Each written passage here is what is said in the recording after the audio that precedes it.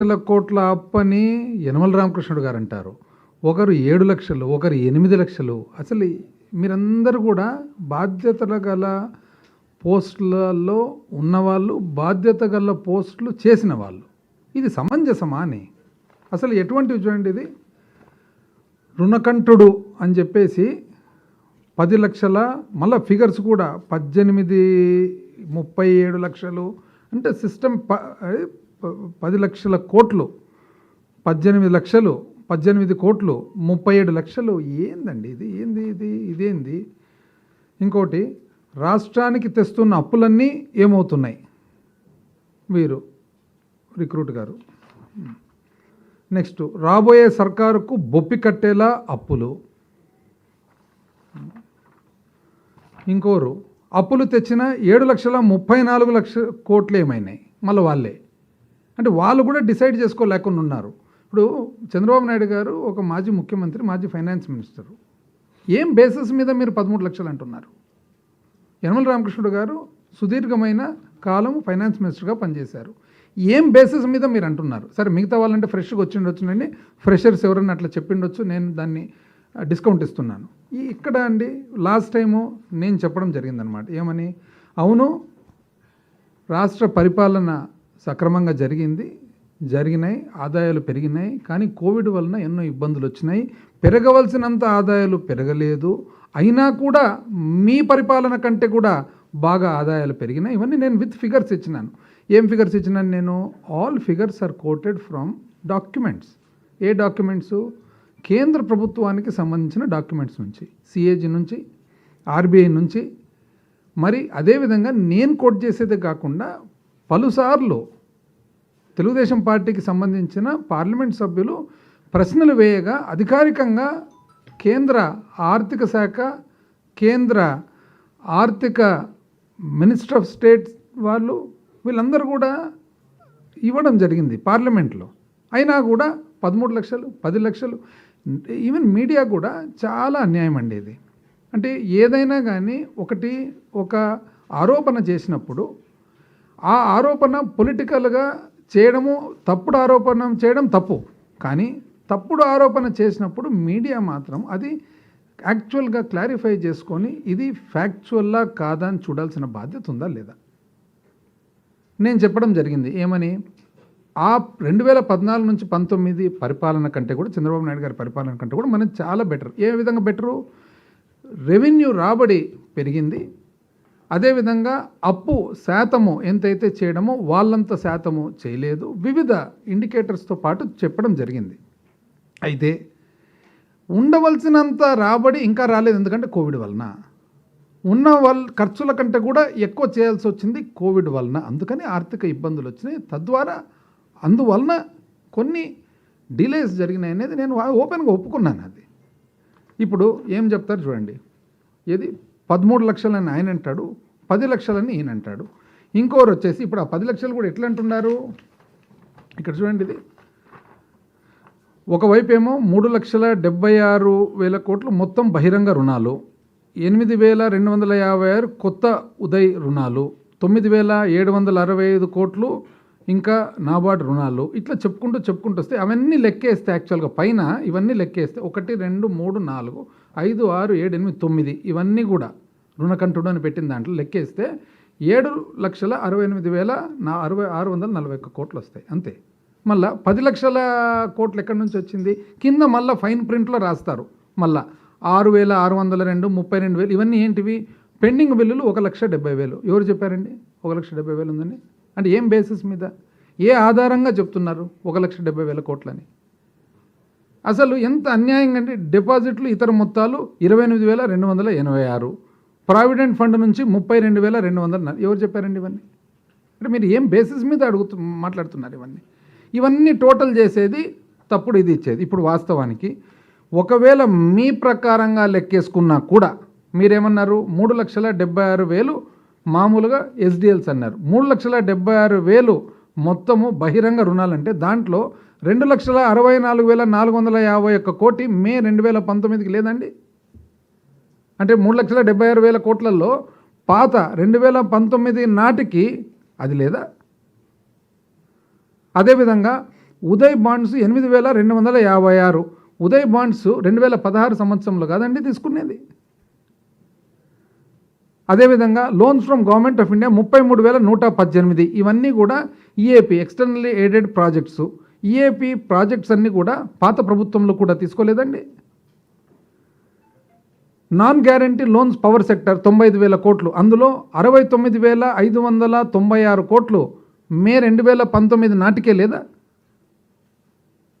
అదేవిధంగా CRDA bonds 1,500 కోట్లు మీరా మేమాంటి చేసిండేది. Civil supplies 50,000 కోట్లు అని రాసినారు, దానికి గాను 22,000 కోట్లు సుమారుగా 2019 ముందరిది లేదండి దాంట్లో. అదేవిధంగా బ్రూవరీస్ కార్పొరేషన్ నుంచి 50,000, వాస్తవానికి యాక్చువల్గా తీసిండేది 36,000, మీరు 50 రాస్తారు నికరంగా. Other corporations 1,45,000. ఆ 1,45,000 కోట్లలో ఆల్రెడీ పవర్కు సంబంధించిన విద్యుత్తుకు సంబంధించిన 95 దాని లోపల ఉంది. 1,45,000 95 విద్యుత్తుది రెండోసారి రాస్తారు. ఆ రెండోసారి రాసినది కూడా ఎప్పుడు? ఆ 95,000లో 70,000 ఇంచుమించుగా పాత ప్రభుత్వాన్ని, అంతకుముందుది. ఎంత అన్యాయం అంటే 1,70,000 కోట్లు ఎవరు చెప్పినారు పెండింగ్ బిల్స్ అంత ఉన్నాయని? ఏం బేసిస్ మీద అంటున్నారు? అంటే మీరు రాసే లెక్క తప్పు. 7 లక్షల చిల్లర, ఆ 7 లక్షల చిల్లరను మీరు 10 లక్షలని హెడ్లైన్స్లో రాయడం అంతకంటే తప్పు. ఆ 7 లక్షల చిల్లరలో కూడా ఇంచుమించు 4 లక్షల కోట్లు పాత 2019 నాటికి కలిపి ఇవన్నీ ఈ ప్రభుత్వం చేసిన అప్పు అనేటట్లు రాసి రుణకంఠుడు అని రాయడం ఏమన్నా న్యాయం ఉందండి దీంట్లో? దీంట్లో న్యాయమా, సమంజసమా ఇది? ఈవెన్ మీడియా కూడా అంత బ్లేటెంట్గా, ఐఎమ్ సో సారీ, అంత బ్లేటెంట్గా. ఇప్పుడు పొలిటికల్గా ఎంతోమంది ఎన్నన్నా చెప్పు ఉండొచ్చు, కొద్దిగా ఫ్యాక్చువల్గా పొలిటికల్ స్టాండ్ ఉండొచ్చు, ఎవరు ఇది వాళ్ళకు ఉండొచ్చు, కానీ కొద్దిగా స్టాండ్, ఒక ఫ్యాక్ట్. ఎంత అన్యాయం అండి ఇది! ఇది కాక ఇవన్నీ పోనీ, ఈ డాక్యుమెంట్స్ అన్ని ఎక్కడికి? ఇవన్నీ ఫైనాన్సెస్లో ఉన్నాయి. దీనికి గాను మళ్ళీ ఎన్నోసార్లు చెప్పడం జరిగింది, మరొకసారి కూడా నేను చెప్తున్నాను. ఇప్పుడు reserve bank of India RBI study of states budgets అనేసి 15 సంవత్సరాల డేటా అంతా కలిసి ఒక్కొక్కసారి స్టేట్ ఫైనాన్సెస్ అని చెప్పి ఒక డాక్యుమెంట్ రిలీజ్ చేస్తుంది ఆర్బీఐ ఎవరి నుంచి రిలీజ్ చేస్తుంది? ఇది ఆర్బీఐ రిలీజ్ చేసేది కంట్రోలర్ అండ్ ఆడిటర్ జనరల్ నుంచి వివిధ కేంద్ర ప్రభుత్వానికి, కేంద్ర సంస్థలకు సంబంధించిన డేటా తీసుకొని ఈ బుక్ రిలీజ్ చేస్తుంది అనమాట. ఆ బుక్లో 15 సంవత్సరాల డేటా ఉంటుంది. ఆ డేటాలో మార్చి 2023 సంవత్సరానికి 4,28,715 కోట్లు, 4,28,715 కోట్లనుంది. ఇది ఎప్పటికీ కంప్లీట్గా ఆంధ్రప్రదేశ్ అప్పు, ఈ ప్రభుత్వానికి కాదు, కంప్లీట్గా ఆంధ్రప్రదేశ్ అప్పు. దానికి గాను 31 మార్చి 2019కి 2,64,451 కోటి. అంటే ఈ ప్రభుత్వం ఏర్పాటయ్యే సమయానికి 2 నెలల ముందు 2,64,451 కోటి. అయితే తెలుగుదేశం ప్రభుత్వం మే వరకు ఉంది కాబట్టి ఏప్రిల్ మేలో వాళ్ళు చేసిన అప్పు 7,346 కోట్లు. అప్పుడు 2,64,451 కోటికి 7,346 కోట్లు కలిపితే 2,71,797 కోట్లు వైఎస్ఆర్ కాంగ్రెస్ పార్టీ ప్రభుత్వం ఏర్పాటయ్యేటప్పటికి ఆల్రెడీ ఉంది. అప్పుడు యాక్చువల్గా అప్పు ఎంతండి? 4,28,715 కోట్లలో 2,71,000 కోట్లు తీయాల్సిన అవసరం ఉందా లేదా? ఎట్లా రాస్తారండి ఇవన్నీ ఇంత అన్యాయంగా? ఎంత అన్యాయంగా! టీడీపీ టయానికి 2,71,797 కోట్లు ఏప్రిల్ మే కలుపుకొని. అదేవిధంగా ఒకవేళ మనము అప్పు పాత 2014-19 ఏ ప్రకారంగా పెరిగింది, 2019 నుంచి 4 సంవత్సరాలు ఏ ప్రకారంగా పెరిగిందని చూసినట్లయితే రాష్ట్ర విభజన జరిగినప్పటికీ 1,53,346 కోట్లు ఉన్నింది. అది 4,12,288 కోట్లు అయింది టీడీపీ ప్రభుత్వం దిగిపోయేటప్పటికి. అది ఈరోజు 6,38,217 కోట్లు ఉంది 4 సంవత్సరాలు వైసీపీ ప్రభుత్వంలో. అంటే అర్థమేమి?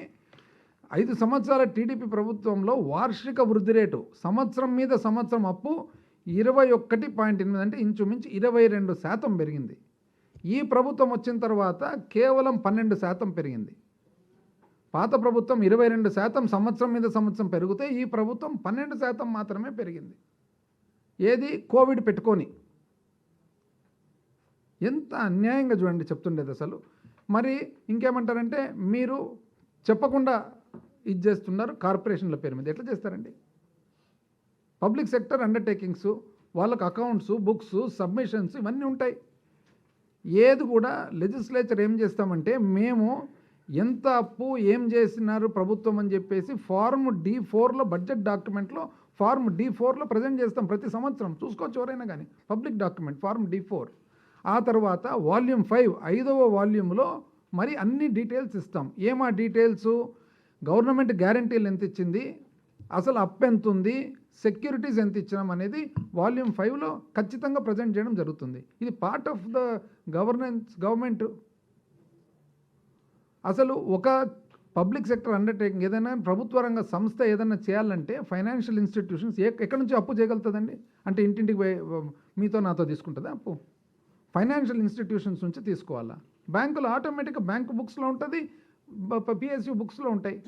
ఆ తర్వాత నాన్ కన్వర్టబుల్ డిబెంచర్స్ రూపంలో చేయాలంటే మనం బహిరంగంగా దేశానికంతా తెలిసేటట్లు కొన్నిసార్లు ఇంటర్నేషనల్గా కూడా చేయడం జరిగింది CRDA బాండ్స్ మాదిరి.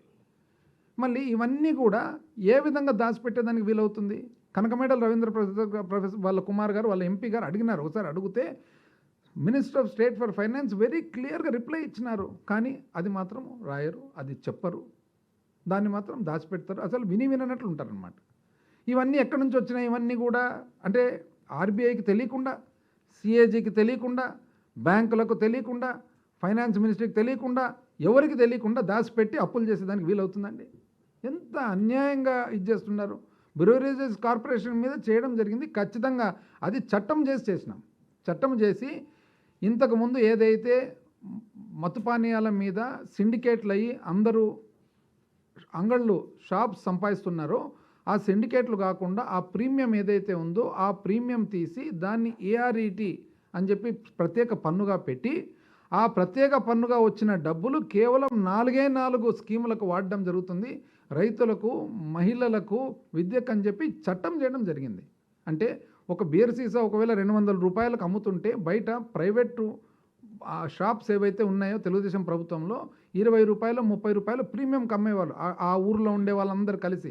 మనం ఏం చేయడం జరిగింది? ఎప్పుడైతే ప్రభుత్వమే సరఫరా స్టార్ట్ చేసిందో ఆ 20 రూపాయలు, 30 రూపాయల ప్రీమియం ఏదైతే ఉందో ఆ ప్రీమియం మేరకు సపరేట్గా ట్యాక్స్ అని పెట్టి ఆ ట్యాక్స్ను కూడా కేవలం ఒక అప్పుకు సర్వీస్ చేస్తూ ఆ అప్పు ప్యూర్లీ ఎందుకు? ఓన్లీ మహిళల కోసము, రైతుల కోసము స్కీమ్లకు 4 స్కీమ్లకు వాడేదానికని చెప్పడం జరిగింది. ఎంత అన్యాయంగా చెప్తారండి. ఒకవేళ ఈవెన్ మనము మన స్థూల ఉత్పత్తి మీద అప్పుగిన ఏ విధంగా పెరిగిందని చూస్తే, అంటే మన స్థూల ఉత్పత్తి ఏదైతే ఉందో ఒక నిష్పత్తిగా అప్పు ఏ విధంగా పెరిగిందని చూస్తే కూడా తెలుగుదేశం పార్టీకి సంబంధించిన 5 సంవత్సరాల పరిపాలనలో 2,59,000 కోట్లు, సుమారు 2,59,000 కోట్ల అప్పు. ఆ స్థూల ఉత్పత్తి ఆ 5 సంవత్సరాలకు చేస్తే 7.45 అంటే ఇంచుమించు 7.5% పెరిగినట్లు.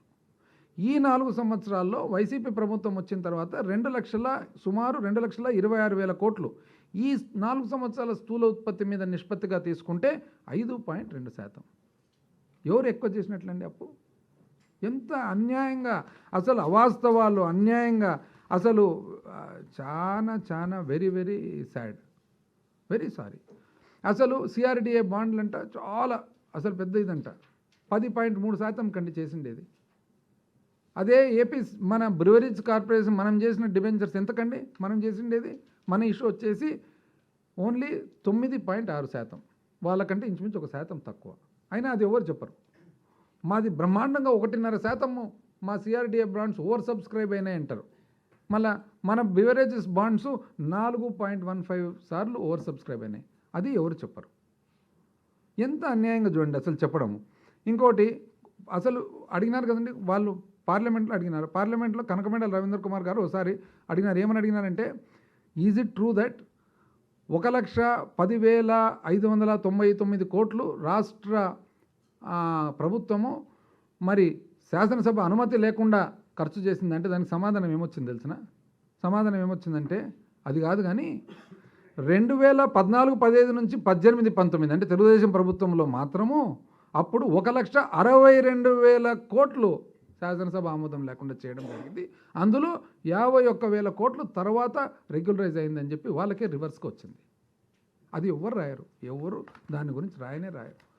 రఘురామకృష్ణరాజు గారు ఫైనాన్స్ మినిస్టర్ గారికి ఈజ్ ఇట్ ట్రూ దట్ ఎంత అప్పు ఉంది ఏమని చెప్పి అన్ని అడిగితే కేంద్ర ఆర్థిక శాఖ మంత్రివర్యులు ఏమన్నారండి, 2023 బడ్జెట్ ఎస్టిమేట్స్ మనం తీసుకోవాల్సింది 2022 రివైజ్డ్ ఎస్టిమేట్స్ తీసుకుంటే ఇంచుమించు 4 లక్షల కోట్లు. అంటే 2022 రివైజ్డ్ ఎస్టిమేట్స్ అయితే 3,93,718 కోట్లు. ఒకవేళ 2023 బడ్జెట్ తీసుకున్నా కూడా 4,42,000 కోట్లు మాత్రమే. అంటే ఎక్కడండి 4,42,000 ఎక్కడ?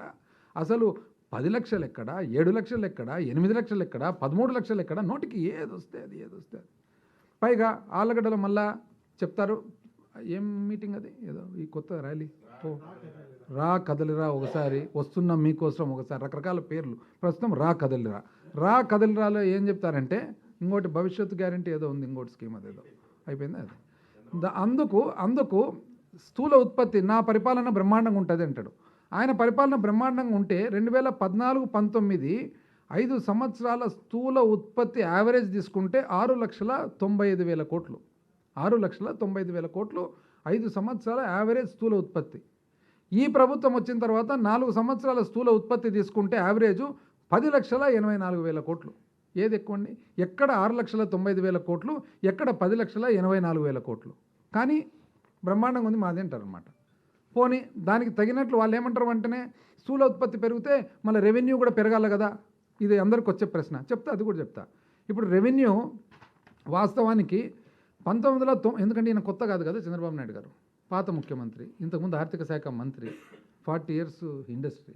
సో ఈ ఇండస్ట్రీ 1999 నుంచి 2004 వరకు చూస్తే రెవెన్యూ రాబడి 12.4% పెరిగింది. 2004 నుంచి 2009 రాజశేఖర రెడ్డి గారి ప్రభుత్వంలో రెవెన్యూ రాబడి 21.6% పెరిగింది. 2009 నుంచి 2014 కాంగ్రెస్ ప్రభుత్వంలో 14.4% పెరిగింది. 2014 నుంచి 2019 అంటే చంద్రబాబు నాయుడు గారి ఇంతకుముందు గవర్నమెంట్లో 6% మాత్రమే పెరిగింది. ఈ ప్రభుత్వం వచ్చిన తర్వాత 2019 నుంచి 23 వరకు చూస్తే 16.7% పెరిగింది. రెవెన్యూ రాబడి తప్ప మాట్లాడడానికి అవుతుందండి? ఎంత వచ్చింది మనకు రాబడి ఎంత వచ్చింది అనేది మార్చడానికి అవుతుంది ఫిగర్స్? బుక్స్లో అన్ని బుక్స్లో నీకెంత పన్ను వసూలు అయింది అనేది ఇది, నీకెంత పన్ను వసూలు అయినది ఇక్కడ క్లియర్గా కనపడేటప్పుడు ఇంకా ఎక్కడ 16% మన పెరుగుదల ఎక్కడ, కోవిడ్తో కూడుకొని 6% ఆయన పెరుగుదల ఎక్కడ? పోనీ అంతకుముందు చాలా అప్పుడన్నా పాపం యవ్వనంలో బాగా చేసినాడేమంటే అప్పుడు 12, యవ్వనంలో 12, మన వృద్ధాప్యంలో 6, అయినా కూడా నా అంత బాగా బ్రహ్మాండంగా ఎవ్వరు చేయరని చెప్పి అంటాడు. పోనీ ఇంకొచ్చి ఉద్యోగాలు ఇస్తారంటే ఇప్పుడు బ్రహ్మాండమైన ఉద్యోగాలు అంట. ఈ ఉద్యోగాలు కూడా అది కూడా వేసినారు. ఎవరు? దీపేందర్ సింగ్ హూడా గారు ఒక ప్రశ్న వేసినారు. దీపేందర్ సింగ్ హూడా గారు ఎప్పుడు ఫార్మర్, ఐ థింక్ ఆయన ఇదనుకుంటా, former chief minister of Haryana. ఆయన దేశవ్యాప్తంగా ఫిగర్స్ ఎంత ఉంది అని చెప్పి, ఏది అన్ఎంప్లాయ్మెంట్ గురించి, ఈ ప్రావిడెంట్ ఫండ్ అకౌంట్స్ ఎన్ని ఉన్నాయని ఇస్తే ఆంధ్ర రాష్ట్రంలో 2018-19లో 44,86,000 ప్రావిడెంట్ ఫండ్ అకౌంట్స్ ఉన్నాయి. 44,86,000 సుమారు. 2022-23కి 60,75,000 సుమారుగా అయినాయి. 60,75,000 అంటే ప్రావిడెంట్ ఫండ్ అకౌంట్ అంటే ఏమి? ఉద్యోగికి ఉంటేనే కదా ప్రావిడెంట్ ఫండ్, ఉద్యోగికి కదా. అంటే 20 లక్షల మంది పెరిగినట్లా కాదా అని ఆయన టైంకు ఇప్పటికి. కానీ ఆయన మాత్రం నేనే ఉద్యోగాలు ఇస్తా అంటాడు. ఆ తర్వాత దిగ్విజయ్ సింగ్ గారు, కపిల్ సిబ్బల్ గారు, ఈయన former chief minister of Madhya Pradesh, Kapil Sibal garu, ఇది వాళ్ళు ఏమేసినారు ప్రశ్న, అన్ఎంప్లాయ్మెంట్ గత 5 సంవత్సరాలుగా అన్ఎంప్లాయ్మెంట్ ఉద్యోగాలు లేని వాళ్ళు ఎంతమంది ఉండారని చెప్పి అడిగితే ఆంధ్రప్రదేశ్ 18-19 చంద్రబాబు నాయుడు గారి పరిపాలనలో శాతం ఎంత ఉండే? 5.3%. 2022-23కి ఎంత వచ్చింది? 4.1%. అంటే 100కు 5.3% చంద్రబాబు నాయుడు గారి పరిపాలనలో ఉద్యోగం లేని వాళ్ళు ఉంటే, నిరుద్యోగస్తులు ఉంటే, ఇప్పుడు 4.1. ఇంకా టాలీ కావడం లేదండి. అయినా కూడా ఆయన చెప్తాడు నాదంటే బ్రహ్మాండమైనది. ఆళ్ళగడ్డలు ఇంకా కర్నూలు జిల్లాకి ఏం చేస్తా అంటే ఇప్పుడు ఏం చేస్తారండి, 2019లో మేము మన అపోజిషన్లో ఎమ్మెల్యేలుగా ఉన్నప్పుడు ఫస్ట్ August 14th, ఎందుకంటే ఇక్కడ ఈ రాయలసీమకు ఏం ఉండకూడదు దీంట్లో అని చెప్పి ఒక ప్లాన్ వేసుకొని వచ్చినాడు అనమాట. వచ్చి ఫస్ట్ ఇండిపెండెన్స్ డే స్వాతంత్ర దినోత్సవ వేడుకలు అక్కడ పెట్టినాడు. పెట్టి వీళ్ళేదో అమాయకులే రాయలసీమలో వీళ్ళకి ఏం చెప్పినా అయిపోతుందిలే అని చెప్పేసి వచ్చి ఏమేమి చెప్పినాడు తెలిసినప్పుడు స్మార్ట్ సిటీగా కర్నూలు, కొత్త విమానాశ్రయము, సూపర్ స్పెషాలిటీ ఆసుపత్రి, అవుకులో పారిశ్రామిక వాడ, బెంగళూరు పారిశ్రామిక వాడ, టెక్నాలజీ క్లస్టరు, కోయిలకుంటలో సిమెంటు, దాని తర్వాత న్యూక్లియర్ ఫ్యూయల్ కాంప్లెక్సు, దాని తర్వాత సోలార్ అండ్ విండ్ పవరు, విత్తనాలు చేసే కేంద్రము, రైల్వే వ్యాగన్ల ఒకటన్నా వచ్చిందండి దీంట్లో, ఒక సోలార్ పవర్ తప్ప. సోలార్ కూడా ఎందుకు వచ్చిందంటే ఆ ఒక కంపెనీ, అది కూడా చాలా పెద్ద పెద్ద భూములు, వ్యవసాయానికి పనికిరాని భూములు ఉన్నాయి కాబట్టి. అది కూడా ఇప్పుడు ఎట్లా ఈ ప్రభుత్వం వచ్చిన తర్వాత పంప్డ్ స్టోరేజ్ కింద అంతకంటే బాగా చేస్తున్నారు. విమానాశ్రయం ఎవరండి పూర్తి చేసిండేది? ఊరికే పేరుకు దానికి ఇది పెట్టిపోతే మన గవర్నమెంట్ వచ్చిన తర్వాత పూర్తి చేసిండేది. అవుకులో రామ్కో సిమెంట్స్ ఎప్పుడండి కమెంట్స్ అయినది? మొన్న. ఆ తర్వాత అసలు క్లస్టర్ ఎక్కడుంది? దాంట్లో వ్యాగన్ల ఫ్యాక్టరీ ఎక్కడుందండి? వచ్చిన వ్యాగన్ ఫ్యాక్టరీ కూడా వాళ్ళు కంప్లీట్ చేసుకోలేకపోయినారు. దాని తర్వాత సూపర్ స్పెషాలిటీ హాస్పిటల్ ఇప్పుడు కాదండి, కర్నూలు హాస్పిటల్ డెవలప్ అవుతుండేది. దీంట్లో ఏం చేసిండేది కర్నూలుకు? మీరు ఇంతకుముందు ఏమీ చేయకపోగా ఆలూరులో జింకలకు పార్క్ అంట, శ్రీశైలంలో పులులకు పార్క్ అంట. ఇది అంటే కర్నూలు జిల్లా వాళ్ళు ఎంత అమాయకులు, ఎంత తిక్కోళ్ళు వీళ్ళు అని చెప్పేదానికి, ఆలూరులో ఏమో జింకలకు పార్క్ అంట, శ్రీశైలంలో ఏమో పులులకు పార్క్ అంట. ఇది పోనీ అదన్నా చేసినాడా? అదిలే, పులు లేవు, జింకలు లేవు. దీనికంతా కారణం ఎవరంటే, అసలు నిజం చెప్పాలంటే అసలు అప్పు ఉంది, అప్పు అయింది, 2 లక్షలు 3 లక్షల కోట్లు అప్పు అయింది, నేను కాదనిలే. కారణం ఎవరండి? అప్పు నేను చెప్పానా? కారణం ఎవరు? కారణం చంద్రబాబు నాయుడు గారు, చంద్రబాబు నాయుడు గారి విధానాలు.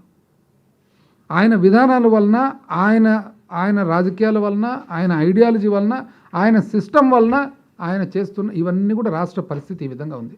అసలు ఎక్కడే కానండి, ఇప్పుడు చూడండి, మళ్ళా పైగా ఆళ్ళగడ్డలో ఒక్కొక్క ఎమ్మెల్యేకి ఒక్కొక్క పేరు పెడతాడు, నాకేదో పేరు పెడతాడు. మీ వయసుకు తగునా అండి? మీ వయసుకు మీ కొడుకు అంటే ఊరికి పోయి అందరికి పేర్లు పెట్టేది ఒక ఫ్యాషన్ అనుకున్నాడు. మీ వయసుకి ఏంది ఊరికి పోయి ఎమ్మెల్యేలకు పేర్లు పెట్టేది? ఇప్పుడు ఎమ్మెల్యేలు కూడా మీకు పేరు పెట్టలేరా? జగదేక వీరుని కథలో మీ కొడుకు రేలంగి వేషం అనలేరా? అనొచ్చు కదా. మీ కొడుకును కూడా రేలంగి అనొచ్చు. అనడం లేదే ఎవరు? సంస్కారం ఉంది కాబట్టి ఎవరు అనడంలే. మీ వయసుకు మీకు ఎందుకండి? ఒకరేమో బిజినెస్ మ్యాన్ అంట, ఓరు నాగభూషణం అంట, ఓరు ఇంగోరంట. ఏంటివన్నీ పిచ్చి మాటలన్నీ మీ వయసుకు తగినట్లు? యాక్చువల్ నిజం చెప్పాలంటే దీనికంతా కారణం ఎవరు? ఈయన ఫ్లిప్ ఫ్లాప్ చూడండి ఒక్కసారి. అంటే ఈయన రాజకీయ సిస్టమ్ చూడండి.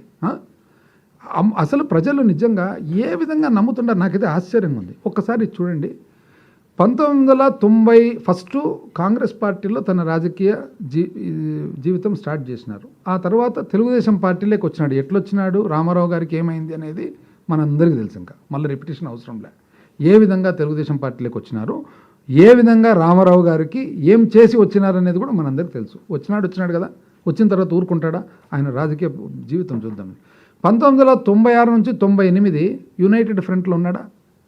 13 పార్టీలు. అప్పుడు 13 పార్టీలు ఎవరెవరు? Assam Gana Parishad, CPI, CPM, DMK, Janata Dal, Samajwadi party, దానికి మళ్ళీ కన్వీనర్ ఉంటూ, ఆ తర్వాత మళ్ళీ 1998లో బీజేపీ కొద్దిగా పికప్ స్టార్ట్ అయితేనే వెంటనే ఏమన్నాడు ఆయన? పికప్ స్టార్ట్ అయితేనే ఈ పక్క వచ్చినాడు.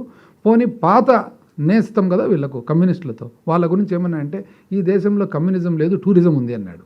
వీళ్ళు మాత్రం ఇంకా ఇప్పటికి కూడా ఇంకా నమ్ముతూనే ఉన్నారు, కమ్యూనిజమే లేదు, టూరిజం ఉంది అన్నాడా లేదా?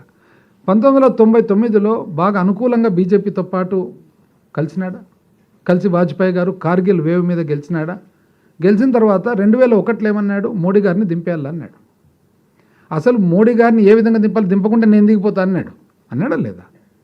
2004 వచ్చేటప్పటికి బీజేపీతో పాటు కలిసినాడు. మోడీ గారిని దింపకుంటే నేను అసలు దిగిపోతాన్నాడు, అట్లే ఉండాడు. ఎందుకు? ఆడ బీజేపీ అధికారంలో ఉంది కాబట్టి. 2004లో కలిసినాడు. కలిసి ఓడిపోయిన తర్వాత హిస్టారికల్ బ్లండర్ అన్నాడు, చారిత్రక తప్పిదం ఇది అన్నాడా లేదా? 2004లో 2009కి వచ్చేటప్పటికి మరొకసారి మళ్ళీ యూటర్న్. ఎట్లా? మళ్ళా టీఆర్ఎస్తో, మళ్ళా సిపిఐతో, మళ్ళా సిపిఎంతో మహాకూటమి అన్నాడు. దానికి అన్న తర్వాత ఏమన్నాడు? చిరంజీవి గారిని ఏమన్నాడు? చిరంజీవి గారిని ఈ ఆర్టిస్టులు, ఈ ఫిల్మ్ యాక్టర్లు వీళ్ళకి ఎవరు ఓట్లేస్తారో అని అన్నారు. యాక్చువల్గా ఆయన చెప్పడం కూడా ఏదో డ్రెస్ వేసుకునే వాళ్ళకి ఏదో అన్నాడు. అన్న తర్వాత దానికి పాపం చిరంజీవి గారి తమ్ముడు పవన్ కళ్యాణ్ గారు చాలా ఉద్రేకంతో బాధపడిన తర్వాత అసలు ఈయన అవసరమైతే ఎక్కించుకుంటాడు సైకిల్, లేకుంటే దింపేస్తాడు సైకిల్ అని అన్నాడా లేదా? 9 సంవత్సరాలు కరప్షన్కు డాన్ ఈయన అని పవన్ కళ్యాణ్ గారు ఆ రోజు వాళ్ళ అన్న మాటకు బాధపడి అన్నాడా లేదా? 2014 వచ్చేటప్పటికి మళ్ళీ బ్యాక్ బీజేపీ జనసేన, మళ్ళీ బ్యాక్ వచ్చిన తర్వాత ఆ రోజు కాంగ్రెస్ని ఏమన్నాడు? మన్మోహన్ సింగ్ గారిని పెద్ద మనిషి పాప మన్మోహన్ సింగ్ ఆయన అనొచ్చిన మాటలు, సోనియా గాంధీ గారికి పెంపుడు కుక్క అన్నాడా లేదా? అన్న తర్వాత 2016 వచ్చేటప్పటికి మళ్ళా డిమానిటైజేషన్ బ్రహ్మాండమైన ఆలోచన, మోడీ గారికి నేనే ఇచ్చిన ఆలోచన అన్నాడు. అది దేశవ్యాప్తంగా అల్లకల్లోలం అయితేనే చారిత్రక తప్పిదం ఇది అన్నాడా లేదా? 2018 వచ్చేటప్పటికి మళ్ళీ తెలంగాణకు పోయినాడు, మళ్ళీ దాని తర్వాత ఎవరితో కలిసినాడు? మళ్ళీ పోయి కాంగ్రెస్తో కలిసినాడు. 2019 వచ్చేటప్పటికి ఏం చేసినాడు? మళ్ళా మోడీ హటావ్ దేశ్కు బచావ్ అన్నాడా లేదా? 2019 తర్వాత మళ్ళా ఓడిపోయిన తర్వాత మొన్న మోడీ అటువంటి లీడర్ అవసరం ఈ దేశానికి అని అన్నాడు. 2014 వచ్చేటప్పటికి లేటెస్ట్గా ఏం చేస్తున్నాడంటే ఆయన అసలు సిపిఐతో మాట్లాడుతున్నాడు, సిపిఎంతో మాట్లాడుతున్నాడు, బీజేపీతో మాట్లాడుతున్నాడు, కాంగ్రెస్తో మాట్లాడుతున్నాడు, ఇంకా లాస్ట్ జనసేనతో పొత్తు అని అంటున్నాడు. ఒక్క వైఎస్ఆర్సీపీతో తప్ప ఈ రాష్ట్రంలో ఉండే ప్రతి ఒక్కరితో ఎవరైనా ఇండిపెండెంట్ ఉంటే ఇండిపెండెంట్తో కూడా మాట్లాడతారు. అందుకనే ఒక పాట వినిపిస్తాం మీకు. ఆ పాట ఒక్కసారి ఇది చాలా యాప్ట్గా ఎవరు చేసినారు కానీ భలే చేసినారు. కాంజీవ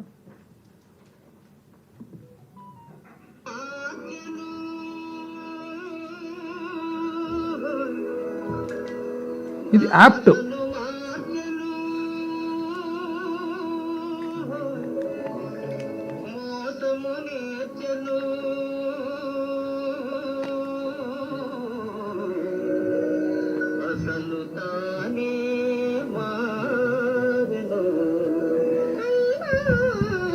మనిషి మారలేదు ఆతని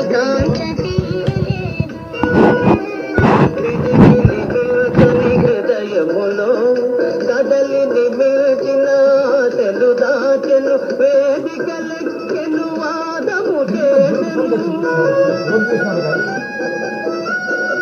అర్థాలు చాలా బాగుంది. జ్ఞానమే మేలని బోధలు చేసెను.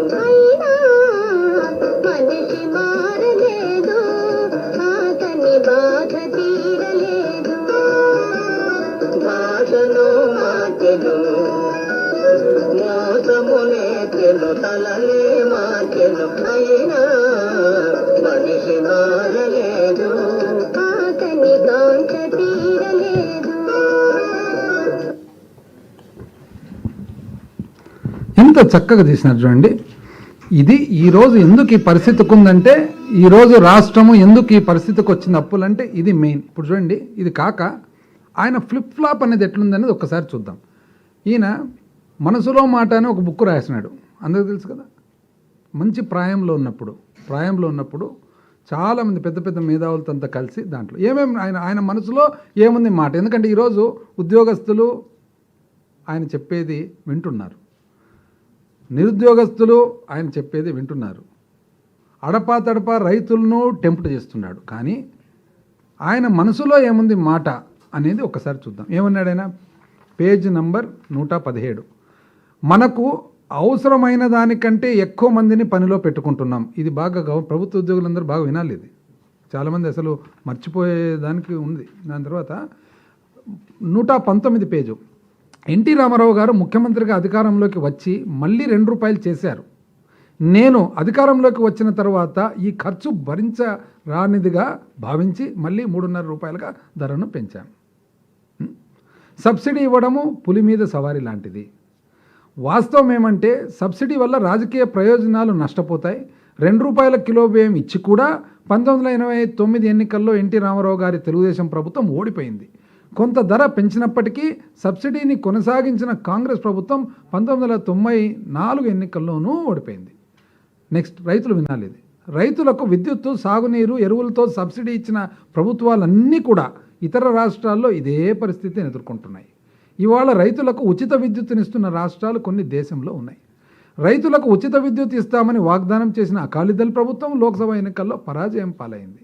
రాష్ట్ర ప్రభుత్వం ఆర్థిక స్థితి మీద భారం మోపే మరో కారణము విపరీతమైన సంఖ్యలో ఉద్యోగుల నిర్వహణ వ్యయం. ఉద్యోగస్తులందరూ రాష్ట్ర ప్రభుత్వాలు ఉద్యోగుల చేత ఉద్యోగుల కోసం నడిచే ప్రభుత్వాలు అయ్యాయి. అంటే for the people by the people ఆ టైపులో ఉద్యోగుల చేత ఉద్యోగుల కోసం ఇది మనసులో మాట, చంద్రబాబు నాయుడు గారి మనసులో మాట. నేను ముఖ్యమంత్రిని కాకముందు 10 నెలలు ఆర్థిక మంత్రిగా ఉన్నానంటే తెలియక కాదు, బాగా తెలిసే మాట్లాడుతున్నాడు అనమాట. అందరూ వినాలి, మర్చిపోయినట్టున్నారు ఇవన్నీ. 124 విద్యుత్తే కాక ఇతర సబ్సిడీలు కూడా ప్రభుత్వ రెవెన్యూ వ్యయంలోకి ప్రధాన భాగాన్ని తినేస్తున్నాయి. వెనుకబడిన వర్గాల వారికి ఇళ్ల పథకం మరో ఖరీదైన సబ్సిడీ పథకం. ఇల్లు అంటే వద్దని కొన్ని సందర్భాల్లో ఉచిత ప్రయాణ సౌకర్యాలు, ఇప్పుడేమో బస్సు అంటున్నాడు లేడీస్కు. ఒక్కొక్కటి చూడండి ఫ్లిప్ ఫ్లాప్ అసలు. ఇప్పుడు ఏమంటున్నాడు, కొన్ని సందర్భాల్లో ఉచిత ప్రయాణ సౌకర్యాలను రాష్ట్ర రోడ్డు రవాణా సంస్థలు విద్యార్థులకు, వికలాంగులకు, స్వాతంత్ర సమయోధులకు కూడా వద్దంట. ఈవెన్ వాళ్ళకు కూడా, ప్రస్తుత ప్రజాప్రతినిధులకు, జర్నలిస్టులకు మీకు కూడా అందిస్తుంది. వీటి ఖర్చు ప్రభుత్వానికి ఏడాది 4-5 కోట్ల రూపాయలుగా, ఏపీఎస్ఆర్టీసీకి ఏడాది 74 కోట్ల రూపాయలుగా. ఇది ఆర్టీసీ లెక్కలు తారుమారు చేస్తుంది. ఇక పరోక్షంగా ఇచ్చే సబ్సిడీలు కూడా ఏడాదికి ఖరీదు పెరిగిపోయి కొనసాగించడం కష్టమవుతుంది. వీటిలో అన్నిటికంటే ఎక్కువ ఖరీదైన కాలువల సాగునీటి విషయంలో వినియోగదారుల ఛార్జీల వసూల్లో లోపం. ఎకరానికి 60 రూపాయలు చొప్పున వసూలు చేస్తున్న ఛార్జీ నిర్వహణ ఖర్చులు కూడా సరిపోనప్పుడు పెట్టిన పెద్ద పెట్టుబడుల లాభం వస్తే అసలు ఎందుకు? చూడండి రైతుల పరిస్థితి. వెనుకబడిన తరగతుల గృహ నిర్మాణ పథకంలో వసూళ్లు అతి తక్కువ. అంటే గృహ నిర్మాణ పథకం వెనుకబడిన వర్గాలకు ఏదైతే ఇస్తున్నారో అది అతి తక్కువ, అసలు పెంచాలా అసలు ఎందుకు అని ఆయన అభిప్రాయం. మళ్ళీ అదేవిధంగా 62 ఇదైతే ఇంకా ఉద్యోగస్తులంటే వింటే ఏమంటారు, ఇంకా ప్రభుత్వ ఉద్యోగస్తులందరూ అవినీతి గురించి ప్రజల అభిప్రాయాన్ని సేకరించినప్పుడు వారి దృష్టిలో ఆంధ్రప్రదేశ్ రాష్ట్ర విద్యుత్ సంస్థ ఉద్యోగుల్లో 66% మంది, పౌర సరఫరాల శాఖల్లో 65% మంది, రెవెన్యూ అధికారుల్లో 64% మంది, పోలీసుల్లో 62% మంది, స్థానిక సంస్థల్లో 52% మంది అవినీతి పరులని తేలింది. చంద్రబాబు నాయుడు గారు ఉద్యోగస్తుల గురించి తన మనసులో మాట, పేజీ నంబర్ 61. బాగా ఉద్యోగస్తులందరూ బాగా చక్కగా వినాలి. 62 ఎందుకంటే ఆయన మంచి ప్రాయంలో అప్పటికే ఆర్థిక శాఖ మంత్రిగా చేసి ముఖ్యమంత్రిగా రాసినది. 62 రీఇన్వెంటింగ్ గవర్నమెంట్ అన్న పుస్తకంలో రచయితలు డేవిడ్ ఆస్బోర్న్ అండ్ టెడ్ గాబ్లర్, అంటే ఈయన ఇంగ్లీష్ వాళ్ళు పెద్ద వాళ్ళు రాసిన పుస్తకాలు కూడా తను చదివి అధ్యయనం చేసుకొని ఈ అభిప్రాయానికి వచ్చినట్లు పెద్ద డేవిడ్ ఆస్బోర్న్, టెడ్ గాబ్లర్ లాంటి పెద్దవాళ్ళు రాసిన పుస్తకాలు కూడా చదివిన తర్వాత ఈ అభిప్రాయానికి వచ్చినాయంట.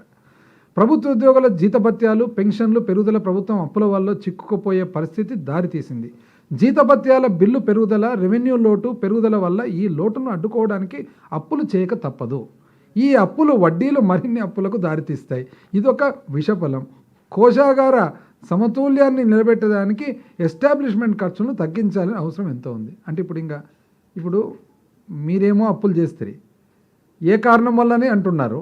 ఇప్పుడు మనం చేసిండేది అప్పు కాక ఇదేమంటారు? సేమ్ కదా. అంటే ఫ్లిప్ ఫ్లాప్. ఆయన ఆలోచన విధానం చూడండి. జీతభత్యాల బిల్లు పెరగడానికి వాటి పెరుగుదలలోకి ఉద్యోగుల సంఖ్య పెరగకుండా ముఖ్య కారణం. ఉద్యోగుల పెరుగుదల వల్ల సామర్థ్యం పెరగడం, అంటే ఉద్యోగస్తులు పెరుగుతున్నాయంట, వాళ్ళలో సామర్థ్యం అయితే పెరగడం లేదంట. ప్రభుత్వంలో అదనపు ఉద్యోగాల సృష్టి ఎలా జరుగుతుంది? విభిన్న పద్ధతులు ఉన్నాయి. కొన్ని సందర్భాల్లో పథకాలు పూర్తవుతాయి, ఉద్యోగాలు రద్దు చేయాలి. ఎందుకు రద్దు, కంటిన్యూషన్ అనేది ఆయన ఆలోచన, ఆయన మనసులో మాట, మంచి ప్రాయములో రాసిండేది. ఏది టెడ్ గాబ్లరు, డేవిడ్ ఆస్బోర్న్ అటువంటి గొప్ప వాళ్ళ పుస్తకాలు చదివిన తర్వాత, ఆర్థిక శాఖ మంత్రిగా పనిచేసిన తర్వాత ముఖ్యమంత్రిగా ప్రాయములో రాసిండేది అనమాట ఇది. మళ్ళీ ఎందుకంటే 73 ఏళ్ళ కంటే ఒకసారి ఏదైనా కొద్దిగా లైట్గా ఆలోచన మారిండొచ్చు కదా. ఇది మా 40స్లో 40 ఏళ్లలో ఇంకెవరికి పొరపాటు జరగదు. ఆ అభిప్రాయం జీవితకాలం మంది ఉంటుంది లోపల. జీబ్రాకు సారలు అప్పుడప్పుడు మనం పెయింట్ వేస్తే పోతుంది, కానీ వర్షం పడినప్పుడు మళ్ళీ సారలు వచ్చేస్తాయి. ఎక్కడికి పోవాలి? కేంద్రంలో కానీ రాష్ట్రంలో కానీ సిబ్బంది సంఖ్యను తగ్గించడంతో ఉత్తమమైన మార్గం అన్న ఉద్యోగుల స్తంభింపజేయడం, అంటే రిటైర్ అయిన ఉద్యోగుల స్థానంలో కొత్త నియామకాలు చేయకుండా ఉండడం. ప్రభుత్వ ఉద్యోగులందరూ కూడా ఈరోజు బాగా చక్కగా వినాలి. తాము అవసరం అనుకున్న పనుల నిర్వహణ ప్రైవేట్ సంస్థలతో నియమించే ఆర్థికాధికారులను కలెక్టర్లకు అప్పగించి జరిగింది. అంటే ప్రైవేట్ మన అవుట్సోర్సింగ్. నీటిపారుదల శాఖలో కూడా ఆర్థిక అధికారాలను గణనీయ స్థాయిలో దత్తం చేయడం జరిగింది. గతంలో కంటే ఇప్పుడు ఇంజనీర్లు, చీఫ్ ఇంజనీర్లు పెద్ద మొత్తంలో వ్యయమయ్యే పనులను మంజూరు చేయవచ్చు. ఇట్లాంటివి ఇంకా చూసుకుంటూ పోతే ఎన్ని వస్తాయి. ఇది ఆయన ఆలోచనపరం. లేట్ అవుతుంది కదా, అయిపోయినాక అన్ని ఆన్సర్ చేస్తా. ఇది అయిపోయింది కదా. ఇప్పుడు ఈ పొలిటికల్ అఫిలియేషన్ చూసిన తర్వాత ఇంతకుముందు ఒకసారి చెప్పిన ఇప్పుడు మళ్ళీ నాకు అనిపిస్తుంది, అంటే బీజేపీ మళ్ళీ బ్యాక్ టు కాంగ్రెస్, మళ్ళీ బీజేపీ మళ్ళీ బ్యాక్ టు కాంగ్రెస్, మళ్ళీ కమ్యూనిస్ట్ బ్యాక్, మళ్ళీ జనసేన బ్యాక్. చూసిన తర్వాత ఇంతకుముందు ఒకసారి చెప్పి మళ్ళీ అదే గుర్తుకొస్తుంది. ఒక గొప్ప ఉదాహరణ, ఎలిజబెత్ టైలర్ అని ఒక యాక్ట్రెస్ ఉండింది. క్లియోపాట్రా అని చాలా గొప్ప ఫిల్మ్లో యాక్ట్ చేసిందనమాట. One of the famous actresses. ఆమె జీవితకాలంలో 7 సార్లు పెళ్లి చేసుకుందనమాట. అంటే విడాకులు పెళ్ళి, విడాకులు పెళ్ళి, విడాకులు పెళ్ళి. అయితే ఈ 7 సార్లలో ఒకే మనిషిని 2 సార్లు చేసుకుందనమాట, రిచర్డ్ బర్టన్ అనే మనిషిని. ఇది అట్లే లేదు, అదే టైప్. ఎన్నిసార్లు అయినా కూడా ఆ పార్టీలు అట్లే ఉన్నాయి, వాళ్ళు అట్లే కలుస్తున్నారు. అసలు ఆ పార్టీలు కూడా చూస్తే ఒక పార్టీ సిద్ధాంతానికి కంప్లీట్గా ఆపోజిట్. ఈయన మాత్రం అందరితో కలుస్తుంటాడు. కమ్యూనిస్ట్ సిద్ధాంతానికి బీజేపీ సిద్ధాంతానికి కంప్లీట్గా డిఫరెంట్, బీజేపీ సిద్ధాంతానికి ఇంకో సిద్ధాంతానికి కంప్లీట్గా డిఫరెంట్, కాంగ్రెస్కు బీజేపీకి కంప్లీట్గా డిఫరెంట్. ఈయన మాత్రం అందరితో అట్ ఎ టైం మాట్లాడుతున్నాడు. ఇది ఏమి అసలు, ఈ ఆర్ట్ ఏమి, ఈ స్కిల్ ఏమి, నాకైతే అర్థం కాలేదు. ఇది కాక ఇంకోటి ఈయన చేసినది ఏమంటే రాష్ట్ర పునర్వ్యవస్థీకరణ. ఈయన కాదండి ముఖ్యమైన కారకుడు, one of the important persons. ఏం చేసినాడు, 2008 లెటర్ రాసినాడు. ఏమని రాసినాడు, Politburo Bureau of Telugu Party has discussed thoroughly on the conclusions arrived by the core committee and agreed with the recommendations in favor of Telangana state. Telangana చేయండి అని చెప్పి 2008లో లక్షణంగా ఈయన రాసినాడు. అప్పుడు ప్రధాన ప్రతిపక్షం, అప్పటికే ఎన్నో సంవత్సరాలు మీరు ముఖ్యమంత్రిగా మీరున్నారు. ఆ తర్వాత 2011లో మళ్ళా చాలా శ్రీకృష్ణ కమిటీ రిపోర్ట్ వచ్చిన తర్వాత మీరు ఎందుకు ఇంకా ఆ రిపోర్ట్ని ప్రకారం మీరు చేయొచ్చు కదా అని చెప్పి సలహా, ఉచిత సలహా. అంటే ఉచిత సలహా అంటే ఎట్లా అంటే అది పెట్టుబడి లేదనమాట. అంటే పెట్టుబడి ఉండదు, ఇన్కమ్ ట్యాక్స్ ఉండదు, రాయల్టీ ఉండదు, ఉచితం ఉంటుంది అనమాట సలహా. మీరు చేయొచ్చు కదా అనేది. అరే మీ స్టాండ్ చెప్పండి, చెప్పినారు. మళ్ళీ ఏం చేస్తారు, 2012లో ఏం చేస్తాడు, కరీంనగర్లో యాత్ర చేస్తూ మళ్ళీ ఏమంటారంటే నేను ఆల్రెడీ 2008లో లెటర్ ఇచ్చినాను, తెలంగాణ ఫార్మేషన్కు మేము అనుకూలం, తెలంగాణ ఇవ్వండి మళ్ళీ రాస్తాడు. ఆ తర్వాత మేనిఫెస్టోలో ఏం రాస్తాడు, తెలుగుదేశం పార్టీ అధికారంలోకి వచ్చిన వెంటనే తెలంగాణ రాష్ట్ర ఏర్పాటుకు అవసరమైన రాజకీయ చట్టపరమైన చర్యలు తీసుకుంటాం. మళ్ళా ఆ తర్వాత 2008లో విభజన తీర్మానం వల్ల తెలంగాణకు టీడీపీ 1000 ఏనుగుల బలం వచ్చిందని చంద్రబాబు అన్నారు. 1000 ఏనుగుల బలం వచ్చిందంట ఆ తీర్మానం చేసినందుకు, తెలంగాణ ఇవ్వమని చెప్పి తీర్మానం చేసినందుకు. తెలంగాణ సీమాంధ్ర తనకు 2 కళ్ళ సిద్ధాంతం.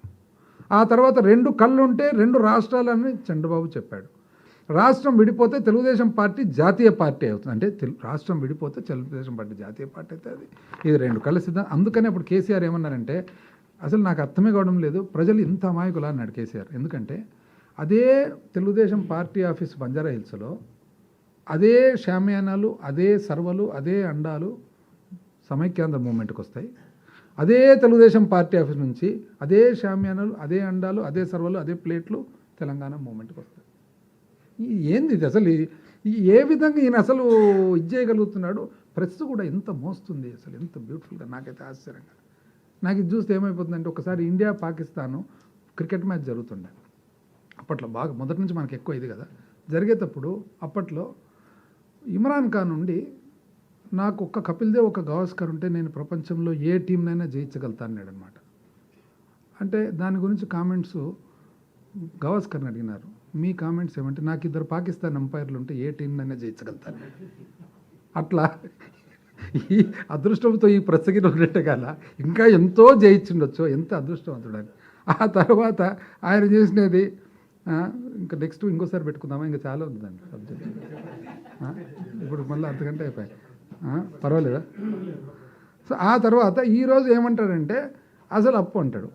ఇది ఎవరు కారకుడు, మీరు కదా. ఇన్నిసార్లు రాజకీయాలు మార్చి, ఐడియాలజీ మార్చి, 30 సంవత్సరాలు మీ ప్రభావం ఈ రాష్ట్రం మీద చూపి, ఓసారి స్పెషల్ ప్యాకేజ్ అంటారు, ఓసారి ఇప్పుడు స్పెషల్ కేటగిరీ స్టేటస్, ప్రత్యేక హోదా మన రైట్. ఎట్లా పోయింది అది, ఎందుకు పోయింది? మీరు కాదా ఆ రోజు సెప్టెంబరు పోయి, మీరు మీ వాళ్ళు పోయి ఆలోచన లేకుండా మీరు పోయి ఎటువంటి స్పెషల్ ప్యాకేజ్ తెచ్చుకున్నారు? ఏమన్నా ఉందా స్పెషల్ ప్యాకేజీలు? ఏముంది దాంట్లో స్పెషల్ ప్యాకేజీలు? ఏముంది స్పెషల్? మీకు ఏదైతే అష్యూరెన్సెస్ రీఆర్గనైజేషన్ యాక్ట్లో పునర్వ్యవస్థీకరణ చట్టం సేమ్ అవే ఉన్నాయి, మైనస్ ప్రత్యేక హోదా. ఎట్లా ఒప్పుకున్నారు? చివరకు పోలవరం ప్రాజెక్టు కూడా మీరు ఏ విధంగా ఒప్పుకున్నారు? చేసి వచ్చిన తర్వాత మళ్ళీ దానికి తీర్మానాలు ఏమని తీర్మానము 9/9/2016 మేము ఉన్నాం ఎమ్మెల్యేలుగా. ఆ రోజు తీర్మానం ఏం చేసినాడు, ఆంధ్రప్రదేశ్ రాష్ట్ర అభివృద్ధికి సహాయ సహకారాలు అందిస్తున్న గౌరవ ప్రధానమంత్రి గారికి కేంద్ర ప్రభుత్వానికి ధన్యవాదాలు తెలియజేస్తున్నాను. రాష్ట్ర విభజన నేపథ్యంలో అవమానాలకు గురైన ప్రజలకు ప్రత్యేక హోదా చుట్టూ బలమైన ఆకాంక్ష నెలకొని ఉంది. మళ్ళీ చెప్తాడు అది కూడా మళ్ళా ఆయన. కాబట్టి ఆంధ్రప్రదేశ్ రాష్ట్ర ప్రజలకు ఆకాంక్షలకు అనుగుణంగా రాష్ట్ర సమస్య సత్వర పరిష్కారం చేయాలని చెప్పి. అంటే ఏం మీ ఉద్దేశం ఏమి దీనివల్ల? ప్రత్యేక హోదా ఏమో మీరు వదిలిపెట్టేసినారు, ప్యాకేజ్కేమో ఒప్పుకున్నారు, ఓ పక్క ధన్యవాదాలు చెప్తున్నారు, ఒక పక్క రైట్స్ కాపాడాలంటే రైట్స్ కాపాడాల్సినది మీరా కేంద్ర ప్రభుత్వమా? ఫస్ట్ ఛార్జ్ ఎవరి మీద ఉంది? రాష్ట్ర ప్రభుత్వం మీద కాదు ఉండేది. అదేవిధంగా మళ్ళీ 8/9 అదే రోజే మేము ఇక్కడ ఆ రోజు డిసెంట్ తెలియజేస్తుంటే కౌన్సిల్ ఇచ్చినట్టు సేమ్ అదే వాక్యాలే కౌన్సిల్లో చేసిన తర్వాత ఈరోజు మీరు ఇంత అనుభవంతో ఆ రోజు మీరు ఆర్థిక శాఖ మంత్రిగా పుస్తకాలు రాసినారు, మనసులో మాట రాసినారు, CEO ఆఫ్ ద కంట్రీ అన్నారు, అసలు NDA కన్వీనరు మీరే, ప్రెసిడెంట్లను తెచ్చినారు మీరే, ప్రైమ్ మినిస్టర్ని తెచ్చినారు, గుజరాల్ను మీరే తెస్తారు, దేవేగౌడను మీరే తెస్తారు, కలాంను మీరే తెస్తారు, అసలు యావత్ భారతదేశాన్ని మీరే హైదరాబాద్ నుంచి పరిపాలించినారనేటట్లు మీరు చెప్తారు. అందులో భాగంగా కంప్యూటర్ కనిపెడతారు, క్యాలిక్యులేటర్ కనిపెడతారు, ఇంగ్లీష్ వచ్చిన వాళ్ళని అమెరికాకు పంపిస్తారు, తెలుగు వాళ్ళందరూ ఈరోజు అమెరికాలో మీ వల్లనే ఉండారు. నేను చెప్తారే మళ్ళీ ఇన్ని తెలిసిన వాళ్ళు మీకు ఆ రోజు ఇది తెలీదా? అసలు పునర్వ్యవస్థన జరిగినప్పుడు మీరు ఉచిత సలహాలు ఇచ్చినారు కదా, ఈ విధంగా చేయొచ్చు, ఆ విధంగా చేయొచ్చు, తొందరగా చేయండి అని చెప్పి చేసేటప్పుడు ఏమి ఈరోజు పునర్వ్యవస్థీకరణ జరిగిన తర్వాత మనకు స్థూల ఉత్పత్తిలో మనకు సర్వీసెస్ సెక్టర్ ఏదైతే సేవారంగం ఉందో, సేవారంగం మనకు 45% నుంచి 40కి పడిపోయింది. వ్యవసాయ రంగము కరస్పాండింగ్గా 33 నుంచి 38 పెరిగింది. హైదరాబాద్ నగరం పోవడంతో మనకు ఈరోజు లెక్కేస్తే ఇంచుమించు 1,80,000 కోట్లు లెక్కేస్తే మనకున్న రెవెన్యూ రాబడిపోయింది లెక్కలేస్తే హైదరాబాద్ నుంచి. ఆ రోజు మీకు తెలియదు ఇవన్నీ, మీరు స్పెషలిస్ట్ కదా అన్నిట్లో. మీరు అసలు అప్పులు ఏ విధంగా జనాభా ప్రకారం, కానీ ఆస్తి ఏ విధంగా లొకేషన్ ప్రకారం. అంటే ఆస్తి అంతా హైదరాబాద్లో ఉంది, తెలంగాణకు పోయా, అప్పంతా జనాభా ఇక్కడ ఉంది కాబట్టి మనకు వచ్చా. మీకు తెలీదా అది? దానివల్ల కదా ఈరోజు అప్పు పెరిగినది.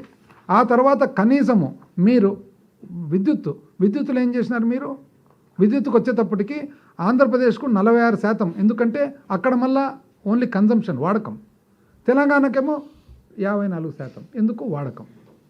ఇంత అన్యాయమైన విభజన జరిగినప్పుడు మీరు ఏం చేస్తున్నారండి? మీరు కాంగ్రెస్ కలిసే కదా ఆ రోజు విభజన చేయడం? కాదు, కాంగ్రెస్ మీరు కలిసి కదా చేయడం. మీరు కలిసి బ్రహ్మాండం కలిసి చేస్తారు.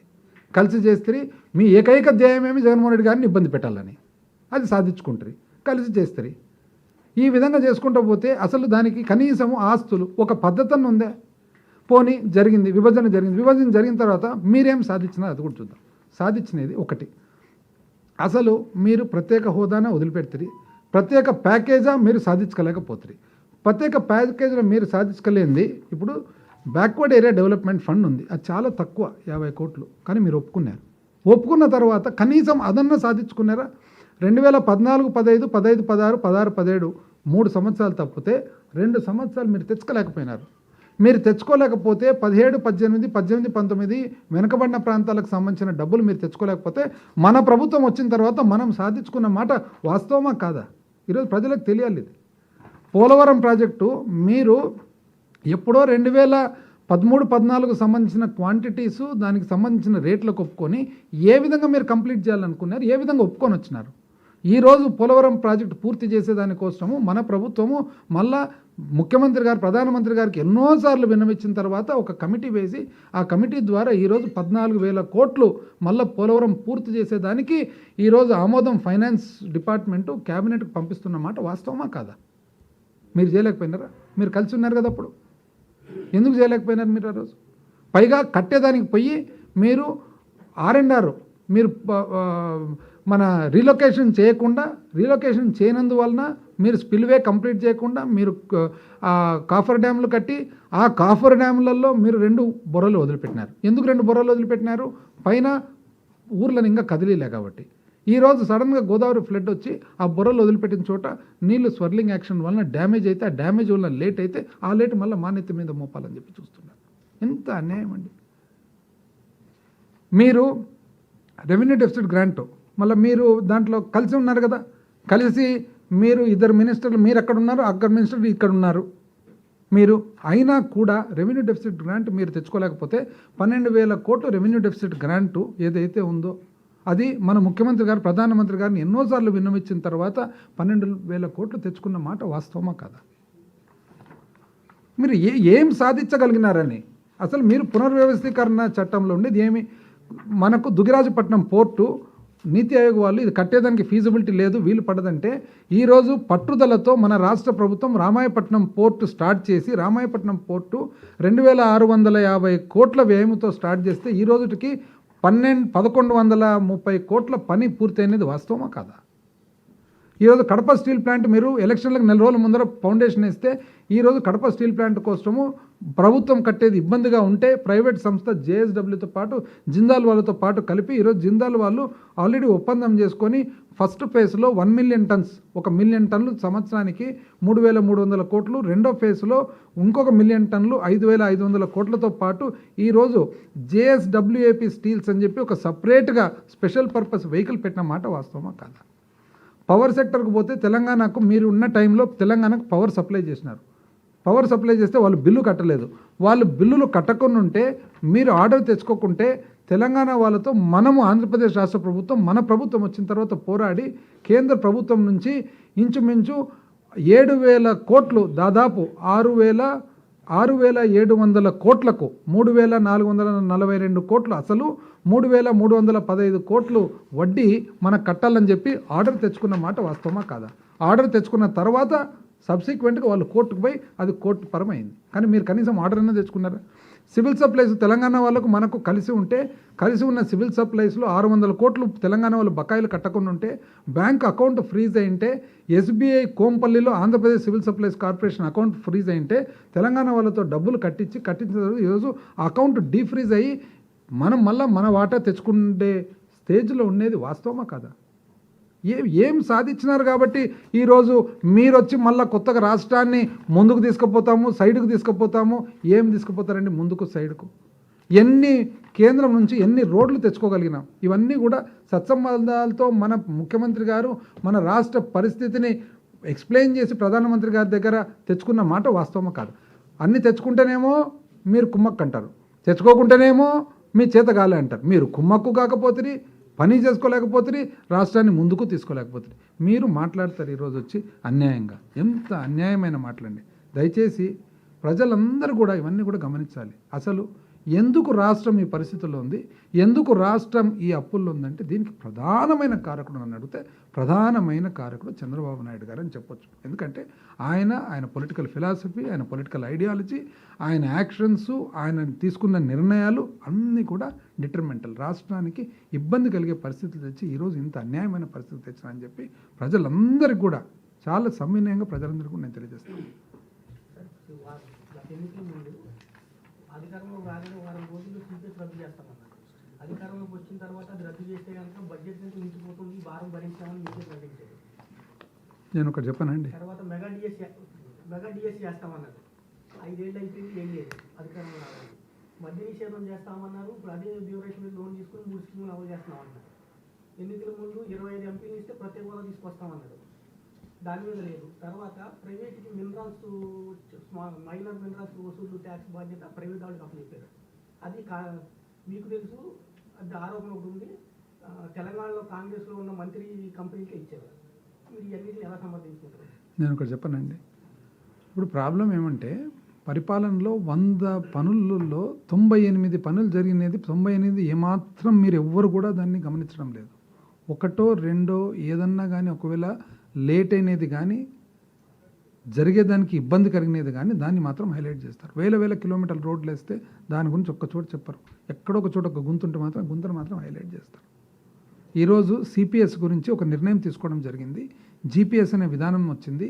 ఆ జీపీఎస్ అనేది మనము ఏదైతే అసెంబ్లీలో పాస్ చేయడం జరిగిందో ఇది నేషన్ వైడ్ కూడా దేశవ్యాప్తంగా కూడా కేంద్ర ప్రభుత్వం కూడా చాలా మెచ్చుకొని ఈ జీపీఎస్ విధానాన్ని మొత్తం దేశానికంతా వర్తింపజేయాలనే ఆలోచనలో కేంద్రం ఉంది. అది మన సాధననా కాదా? we have provided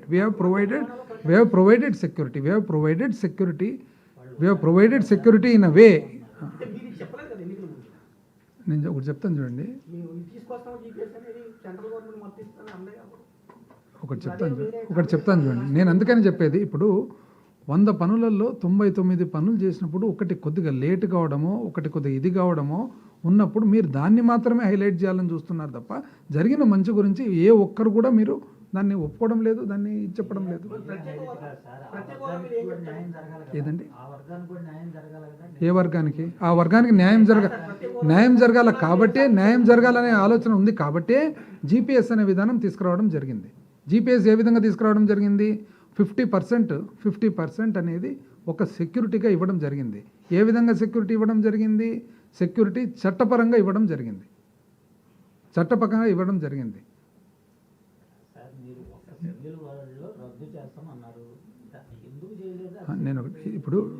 నేను ఒకటి చెప్తాను చూడండి. ఇప్పుడు ఏదైతే ఆ రోజు అష్యూరెన్స్ ఇవ్వడం జరిగిందో ఆ అష్యూరెన్స్ను అమలుపరిచే కార్యక్రమంలోనే to the best of government's ability. ఎందుకంటే మనము ఏదైతే నిర్ణయం తీసుకునేటప్పుడు ఎంప్లాయీస్ది ఈ రోజే కాదు, రాబోయే 10 సంవత్సరాలు, 20 సంవత్సరాలు, 30 సంవత్సరాల ఎంప్లాయీస్ది కూడా వాళ్ళందరి ఫ్యూచర్ కూడా దృష్టిలో పెట్టుకొని ఆ ఫ్యూచర్లో ఈరోజు నిజం చెప్పాలంటే రద్దు చేసి ఇమ్మీడియట్గా చేస్తే నెక్స్ట్ 10 సంవత్సరాలు పెద్ద ఇబ్బంది ఉండదు, బెనిఫిట్ కూడా ఉండొచ్చు.